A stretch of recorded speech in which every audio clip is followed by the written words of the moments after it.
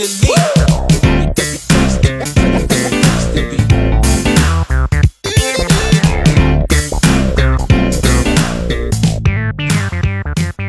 দেখ গুরু দেখ, তুই আমার আজকে সাইড মারিস না।